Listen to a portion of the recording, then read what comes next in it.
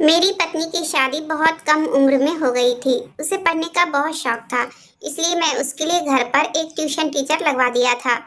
पर एक दिन अचानक मेरी पत्नी ने कहा कि मैं प्रेग्नेंट हूँ। ये सुनकर मेरे पैरों तले से जमीन निकल गई, क्योंकि मैं कभी बाप नहीं बन सकता था। वह बच्चा तो डीएनए टेस्ट की रिपोर्ट आने में बस कुछ ही वक्त बाकी रह गया था, और हर गुजरते वक्त के साथ मेरे दिल की बेचैनी बढ़ती चली जा रही थी। मैंने अपनी उस पत्नी पर बदचलन होने का इल्जाम लगाया था, जिसकी मोहब्बत में मैंने अपना घर छोड़ दिया था। उसके कहने पर ही मैंने डीएनए टेस्ट करवाया, ताकि वह साबित करना चाहती थी कि वह बेकसूर है। नतीजा जो भी आना था, उससे हमारे रिश्ते की हार ही होनी थी। ज्यादा तो मुझे इस बात का दुख था कि आज मैं अपने सबसे कीमती रिश्ते को खो देने के मुकाम पर खड़ा था। कुछ महीने पहले सब कुछ ठीक था। मेरा और मेरी पत्नी समीरा का रिश्ता बहुत ही खूबसूरत था। हम दोनों अपनी जिंदगी में बहुत खुश थे। फिर एकदम से जिंदगी में ऐसा मोड़ आया कि सब कुछ बदल कर रह गया। मैं समीरा से अपनी पसंद की शादी की थी। समीरा के घर वाले हमारे पड़ोस में नए नए शिफ्ट हुए थे। उसके घर के हालात अच्छे नहीं थे। जब वह 17 साल की थी तो 12वीं की पढ़ाई करने के बाद उसे अपनी पढ़ाई छोड़नी पड़ी थी। एक दिन मौका देखकर मैंने उससे अपने दिल की बात कह दी और अपने प्यार का इजहार कर दिया। उसे शायद मेरे इस बात के बारे में पहले ही पता था, इसलिए उसने साफ लफ्जों में कहा कि मैं आपसे शादी करने को तैयार हूँ, लेकिन मेरी एक शर्त है कि शादी के बाद भी मैं अपनी पढ़ाई जारी रखना चाहती हूँ। मुझे पढ़ाई का बहुत शौक है, लेकिन हालात ने मुझे मजबूर कर दिया और मुझे अपनी पढ़ाई बीच में ही छोड़नी पड़ी। उसकी बात सुनकर मैं खुशी से दीवाना हो गया और मैंने उससे वादा किया कि शादी के बाद मैं उसे आगे की पढ़ाई करने की इजाजत दूंगा, और वह जहाँ तक पढ़ना चाहती है मैं उसका साथ दूंगा। मैं तो इसी खुशी में पागल था कि समीरा ने मेरे प्यार की इजहार को कबूल कर लिया। मैं 27 साल का होने वाला था और वह अभी 17 साल की थी। हम दोनों के बीच उम्र का काफी फासला था, लेकिन मोहब्बत करने वाले लोग उम्र, रंग, जात पात और नस्ल को नहीं देखते। मैंने जब अपने और समीरा के रिश्ते के बारे में अपने घर पर बातें की तो मेरी माँ ने यह कहकर मना कर दिया कि मेरे और समीरा की उम्र में काफी फर्क है, और ना ही वह लोग हमारी जाति के हैं, और वह तो एक मासूम सी छोटी लड़की है, और शादी एक बहुत बड़ी जिम्मेदारी है। वह कैसे निभा पाएगी? माँ की बात मेरे ऊपर से गुजर गई। माँ की कोई बात मुझे कहाँ समझ में आती है। मैंने जिद ठान ली थी और घर वालों से बात करनी बंद कर दी थी।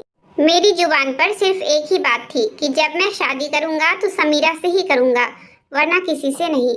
मेरी बहन और भाभी ने माँ को समझाया, किसी न किसी से तो चिराग की शादी करनी है, इसलिए बेहतर यही होगा कि उसकी पसंद की लड़की से शादी करा दी जाए, वरना किसी और लड़की को लाकर जिंदगी खराब करने से क्या मतलब। घर वालों के समझाने पर किसी तरह मेरी माँ मान गई और कुछ ही दिन बाद मेरी और समीरा की शादी करवा दी गई और समीरा दुल्हन बनकर हमारे घर आ गई। मेरी तो खुशी का ठिकाना ही नहीं था, क्योंकि मैंने अपनी पसंद से शादी की थी। मैं बहुत खुश था। शादी के एक हफ्ते बाद समीरा ने मुझे मेरा वादा याद दिलाया तो मैं खामोश हो गया, क्योंकि अब वह आगे की पढ़ाई करना चाहती थी और एडमिशन भी शुरू हो गए थे। जज्बात में आकर मैंने उससे वादा तो कर लिया था, लेकिन मुझे पता था कि मेरी माँ कभी भी समीरा को आगे पढ़ने की इजाज़त नहीं देगी। मुझे लगा था कि शादी के बाद उसके दिमाग से पढ़ाई का जुनून उतर जाएगा, लेकिन उसने तो मुझसे शादी इसलिए की थी ताकि मैं उसे आगे पढ़ा सकूं। मेरी माँ पुराने ख्यालात की थी। उन्हें लगता था कि लड़कियां ज्यादा पढ़ लिख लेती है तो लोगों की इज्जत करना भूल जाती है, लेकिन अब तो मैं समीरा से वादा कर लिया था। इसलिए सुबह होते ही मैं माँ के पास जाकर बैठ गया और उनसे बोला कि मैं समीरा को आगे पढ़ाना चाहता हूँ। मेरी बात सुनकर माँ गुस्से से लाल हो गई और कहने लगी, तुझे क्या अपनी पत्नी से नौकरी करवानी है जो तू उसकी पढ़ाई के पीछे पड़ गया है? हमारी बिरादरी में लड़कियों को ज्यादा पढ़ाया लिखाया नहीं जाता है, क्योंकि पढ़ाई लिखाई करके कल को यही हमारे सर पर बैठ जाएगी और इन्हें हमारी हर बात और हर फैसला गलत नजर आने लगेगा। मैं काफी देर तक माँ को मनाता रहा, लेकिन उनके फैसले नहीं बदले।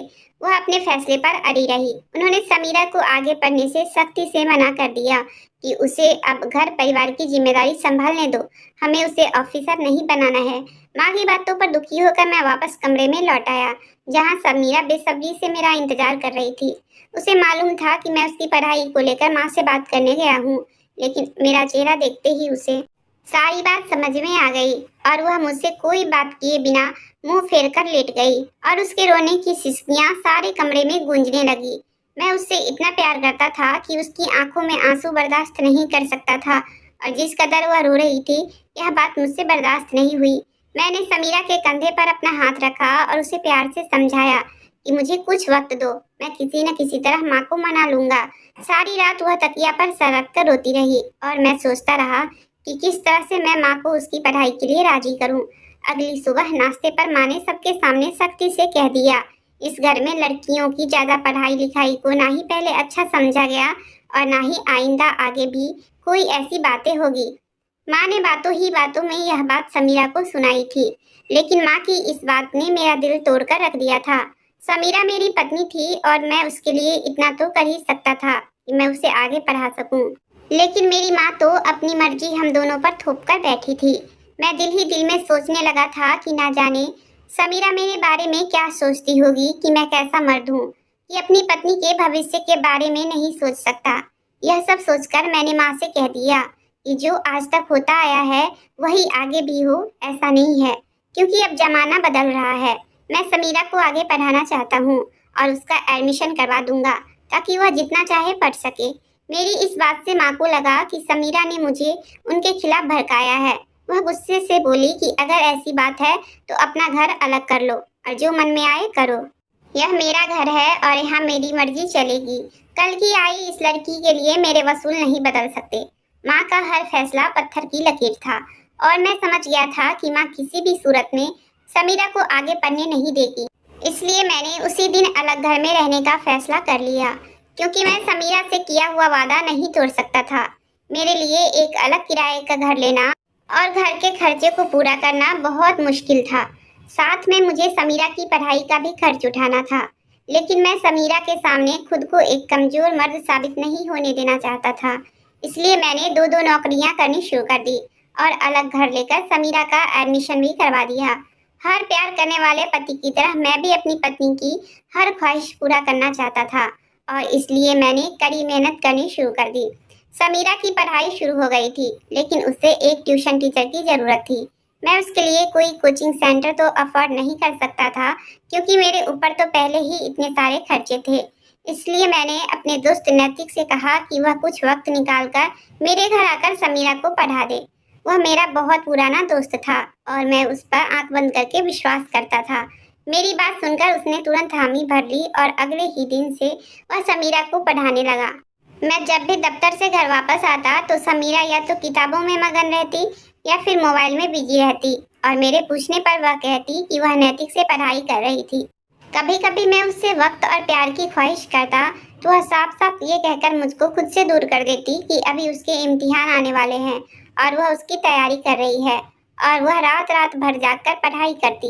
उसकी पढ़ाई के खातिर मैंने अपनी सारी ख्वाहिश को सीने में दबा दिया था। कभी कभी मेरे जज्बात अगर बेकाबू होने लगता तो मैं जबरदस्ती उसके साथ कुछ वक्त गुजार लेता, लेकिन उस पर भी वह नाराजगी का इजहार करती। पता नहीं क्यों उसे हमारे रिश्ते से कहीं ज्यादा पढ़ाई में दिलचस्पी थी। आधी आधी रात तक नैतिक के साथ फोन पर बिजी रहती और साथ ही साथ अपनी किताबों में कुछ न कुछ लिखती रहती। बहुत दिनों से मैं अपनी माँ के घर नहीं जा पाया था और समीरा के पास तो फुर्सत ही नहीं थी। इसलिए मैं अकेले ही अपनी माँ के घर चला गया। माँ की तबीयत ठीक नहीं थी। वह मुझे देखते ही खुश हो गई और समीरा के बारे में पूछने लगी। वह पहले से बहुत ज्यादा बदल गई थी। वक्त ने उन्हें बदलकर रख दिया था।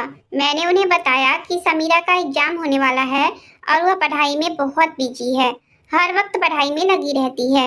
लेकिन जब माँ को नैतिक के बारे में पता चला तो कहने लगी, सब तो ठीक है, लेकिन एक गैर मर्द तेरी गैर मौजूदगी में उसे पढ़ाने आता है।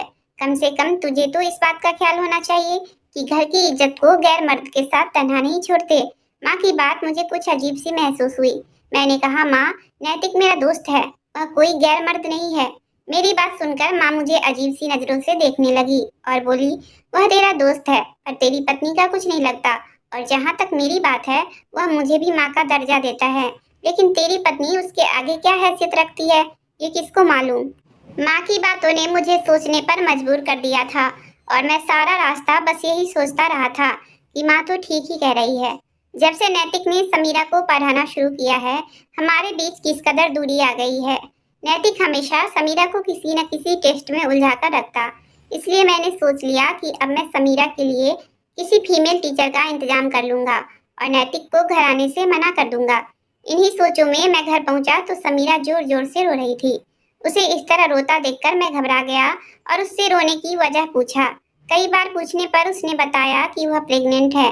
उसकी बात सुनकर मेरी आंखों में खुशी के आंसू आ गए, लेकिन समीरा को इस बात की कोई खुशी नहीं थी। वह तो बस इसलिए परेशान थी कि अब वह अच्छे से पढ़ाई नहीं कर पाएगी।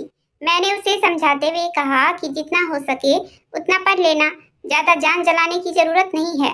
मैंने उसे बताया कि मैं नैतिक को हटाकर उसके लिए कोई नया टीचर का इंतजाम करने वाला हूँ। मेरी बात सुनकर वह गुस्से में आ गई और कहने लगी, ट्यूशन टीचर बदलने की क्या जरूरत है? नैतिक मुझे बहुत अच्छे से समझाते हैं और उनका पढ़ाया हुआ समझ में आती है। उसका अंदाज इस कदर बदला हुआ था कि मैं हैरान होकर गुस्से में बोला, तुम्हें तो पढ़ना है तो पढ़ाने वाला कोई भी हो, क्या फर्क पड़ता है? मेरी बात सुनकर वह पैर पटकती हुई कमरे से निकल गई। उसके इस अंदाज पर मुझे बहुत गुस्सा आया और उसको मनाने की बजाय मैं कमरे में ही बैठा रहा। मैं सोच रहा था, आज हमें इतनी बड़ी खुशी मिली थी और आज ही हमारे बीच झगड़ा हो गया। काफी देर बाद मुझे एहसास हुआ कि उसकी तबीयत ठीक नहीं है। ऐसे में उसे टेंशन देना गलत होगा। यह सोचकर मैं उसे मनाने के लिए उसके पीछे किचन तक गया, लेकिन मैंने देखा वह तो फोन पर किसी और के साथ बात कर रही थी। थोड़ी देर में ही मुझे अंदाजा हो गया कि वह नैतिक से बात कर रही है और उससे मेरी शिकायत कर रही है। यह सब सुनकर मुझे बहुत खराब लगा। मैं उसे पढ़ाने के लिए दिन रात एक कर रहा हूँ, दो दो नौकरियां कर रहा हूँ और वह एक गैर मर्द से मेरी शिकायत कर रही है। पहली बार मेरे दिल में समीरा के लिए नफरत के जज्बात पैदा हो गए। कोई भी औरत किसी गैर मर्द से अपने पति की बुराई कैसे कर सकती है? माँ ठीक ही कह रही थी। मैंने नैतिक पर हद से ज्यादा भरोसा कर लिया था। मैं समीरा को मनाने की बजाय वापस कमरे में चला आया था और सारी रात उससे कोई बातें नहीं की। मुझे लगा कि शायद वह खुद ही मुझसे बात करने लगेगी, लेकिन वह भी बहुत जिद्दी थी। सुबह होते ही वह कॉलेज चली गई और मुझे नाश्ता भी नहीं दिया। मेरा मन बहुत खराब हो गया और मैं ऑफिस जाने की बजाय वैसे ही घर से निकल गया और यहाँ वहाँ सड़कों पर घूमता रहा। कुछ देर बाद माँ के घर जाने के बाद मुझे ख्याल आया कि अब तो नैतिक के आने का वक्त हो गया है। आज मैंने सोचा कि उससे मिलकर आमने सामने बात करूंगा और उससे कहूंगा कि अब मैं समीरा को उससे पढ़ाना नहीं चाहता हूँ। उसके लिए मैंने किसी और टीचर का इंतजाम कर लिया है। माँ के घर से अपने घर पहुंचा, पर जैसे ही घर के अंदर गया तो कमरे से मुझे समीरा और नैतिक की आवाज सुनाई दी।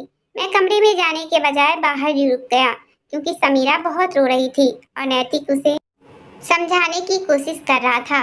समीरा नैतिक से कह रही थी कि वह इस बच्चे को दुनिया में लाना ही नहीं चाहती।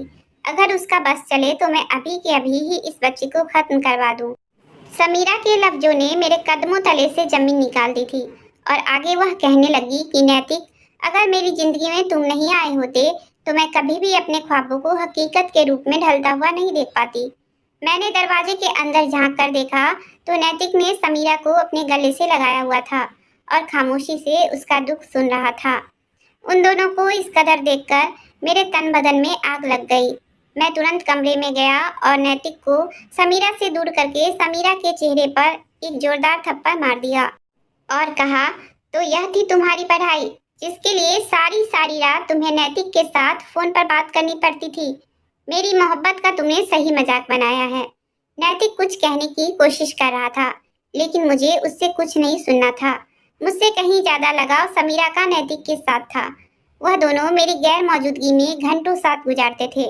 यह सब देखकर मुझे उस वक्त यकीन हो गया कि समीरा के पेट में मेरा नहीं बल्कि नैतिक का बच्चा है। और यही बात मेरे लबों पर आ गई। मेरी बात सुनकर समीरा गुस्से में बोली, चिराग, आप जानते भी हैं कि आप क्या कह रहे हैं? आप अपनी पत्नी के चरित्र पर लांछन लगा रहे हैं। मैं इस कदर गुस्से में था कि मुझे कुछ समझ में नहीं आया कि मैंने यह सब क्या कह दिया और मैं खामोश होकर वहीं बैठ गया। नैतिक ये सब देखकर अपने घर वापस चला गया, लेकिन समीरा किसी भी हालत में खामोश होने को तैयार नहीं थी। उसने मेरी गिरबान पकड़ी और कहने लगी कि अगर ऐसी बात है तो आप मेरा डीएनए टेस्ट करवाएंगे, ताकि यह बात साबित हो जाए कि मैं चरित्रहीन हूँ कि नहीं। उसके कहने पर मैंने टेस्ट करवा लिया, लेकिन मैं खुद भी नहीं जानता था कि नतीजा क्या आना था। मैं उससे बहुत प्यार करता था और मैंने उस गुस्से में बहुत कुछ गलत बोल दिया था। लेकिन जब डीएनए टेस्ट की रिपोर्ट आई तो मेरे कदमों तले से जमीन निकल गई, क्योंकि उस टेस्ट में वह बच्चा मेरा नहीं बल्कि नैतिक का था। रिपोर्ट जानकर समीरा के भी होश उड़ गए और वह मेरे कदमों में गिर गई और कहने लगी, मैंने ऐसा कुछ नहीं किया, पता नहीं यह सब कैसे हो गया। लेकिन अब मेरे पास कहने और सुनने को कुछ बाकी नहीं बचा था, क्योंकि रिपोर्ट साफ साफ बता रही थी कि बच्चा मेरा नहीं है। यह सब जानकर ऐसा लगा कि जैसे मेरी जिंदगी खत्म हो गई हो और जीने की कोई वजह बाकी ना बची। मैं अपनी पत्नी की ख्वाहिशों को पूरा करने के लिए दिन रात मेहनत कर रहा था और मेरी पत्नी मेरी नाक के नीचे ऐसा खेल खेल रही थी। मैं हॉस्पिटल से निकलकर सीधा नैतिक के घर पहुंचा, क्योंकि अब सवाल मुझे उससे भी करना था, जो मेरा जिगरी दोस्त था, कि उसने मेरी पीठ पर खंजर कैसे घोंप दिया। नैतिक के घर का दरवाजा उसकी माँ ने खोला। मेरा उसके घर बहुत आना जाना था, इसलिए मैं सीधा उसके कमरे में गया। वहां पहुंचकर मुझे एक ऐसी भयानक हकीकत पता चली कि मैं दंग रह गया। जहां नैतिक पहले से ही अपने कमरे में एक दोस्त के साथ बैठा हुआ बातें कर रहा था और उसे बता रहा था कि उसने एक रोज समीरा को जूस में नशे की दवा पिलाकर उसके साथ अपनी हवस पूरी की थी और अब उसे डर है कि डीएनए टेस्ट में वह बच्चा कहीं उसका ना हो।